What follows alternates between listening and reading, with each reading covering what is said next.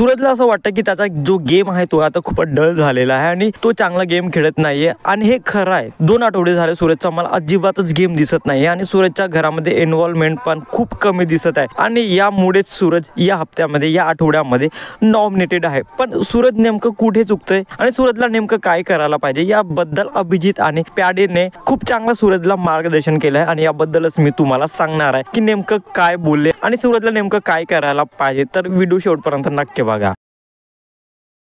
Hello, welcome back to my channel Marathi Bigg Boss update. सूरजला ज्याप्रमाणे महाराष्ट्राकडून support मिळत आहे, सूरजला ज्याप्रमाणे महाराष्ट्र सपोर्ट करत आहे, वोट्स करत आहे आणि प्रेम देत आहे, मला नाही वाटत सूरज तेवढा प्रेम सध्या तरी डिझर्व करतोय। कारण सूरजचा जो गेम आहे तो खरंच खूपच डल झालेला आहे। म्हणजे सूरजचा जो इन्व्हॉल्वमेंट आहे घरामध्ये किंवा गेम मध्ये तेवढा फारसा दिसत नाही आणि सूरज आता खूप शांत पण झालेला आहे। तो त्याचा गेम दिसत नाही, त्याच्या घरामध्ये इन्व्हॉल्वमेंट दिसत नाही, खूप कमी बोलतो आणि घरचे खूप कंटेस्टंट बोलतात की त्याला गेम समजत नाही, त्याला काय बोलायचं ते कळत नाही। तो नेहमीच घरच्या लोकांना विचारत असतो की काय करू, कसा गेम खेळू। मला असं वाटतंय आतापर्यंत घरामध्ये खूप टास्क झालेत आणि सूरजला हे सर्व टास्क बघून समजायला पाहिजे की घरचे गेम कशा प्रकारे खेळतात। जसं अरबाज, निक्की आणि बाकीचे कंटेस्टंट आहेत, त्यांचा गेम अतिशय कडक आहे आणि स्ट्रॉंग आहे आणि हे बघूनच सूरजला पण समजायला पाहिजे की त्याने नेमकं काय करायला पाहिजे, कुठे स्टँड घ्यायला पाहिजे आणि कुठे आपला पॉवर दाखवायला पाहिजे। ज्याप्रमाणे अभिजित आणि प्याडी सूरजला बोलत आहेत की तू लक्ष देऊन गेम खेळ, लक्ष देऊन गेम बघ, गेम मध्ये बाकी सदस्य काय काय करतात ते बघ, ते डोक्यात शिरव आणि तुझे डिसिजन तूच घे, दुसऱ्यांना विचारू नको की काय करायचं काय नाही। ते